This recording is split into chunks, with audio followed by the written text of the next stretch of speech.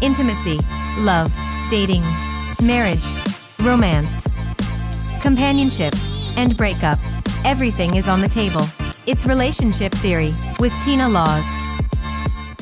Welcome to Relationship Theory, where we talk about all things relationships, where no topic is off the table.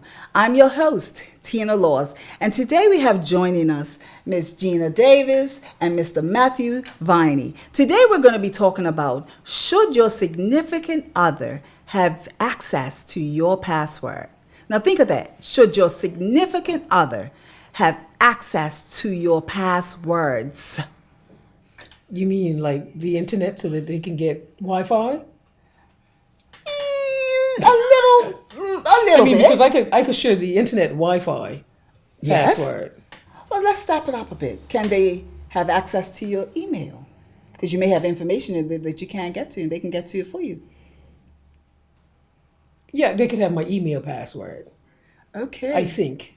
Okay. But nobody uses email hardly anymore, just for work. Who cares about email? Yeah. How about your cell phone password? Myself. How about that? Yeah, I don't think there's a need for them to have my cell phone password. I think there's, you might be having conversations with your friends, and that they may share something with you in confidence. Like, that's not their business. That's, all those kind of, I've got my investment portfolio on my phone and all that. Like, that says a lot on there. And I don't think it's necessary. So you have a good point. But what happens when your significant other starts to feel a little uneasy and may want to just check up and make sure that you're talking to the people in which you're supposed to be talking to or not? I think there needs to be a level of trust in a relationship. I think if that's already getting to that point, I think that trust has already started. There's a level of distrust in there. And I think maybe just getting to the root cause, why is there a lack of trust? And that, as opposed to, I don't think really anything good comes of sharing that and prying into that kind of information. Yeah. One of the things that happen quite often now, though, is that, even for me, listening to other women that are married or husbands, young and old, they want to know what's your password. They just want to know, let me just see what he or she is up to throughout the day. Why?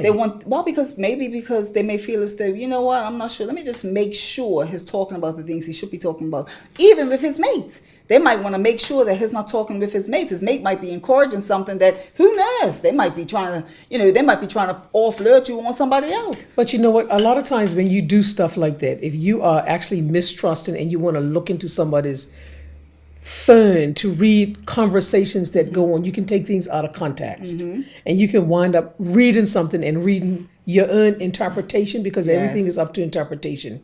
So I'm with Matthew and a distrust thing. If you can trust, and no, I'm not giving anybody my cell phone password.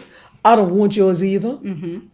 But that's because I trust who I am, and I'm hoping that whomever I am with trust themselves and they trust me as well. I don't care what they do. Yeah, but guess what? But I'm not married either, and I'm not planning on getting married anytime soon either.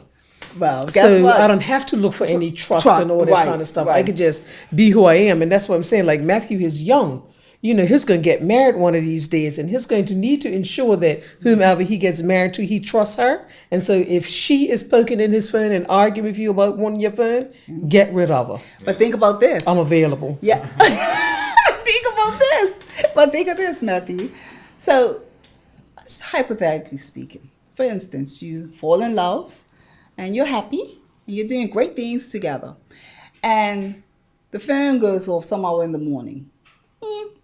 They get up and run in the bathroom, and you hear whispering.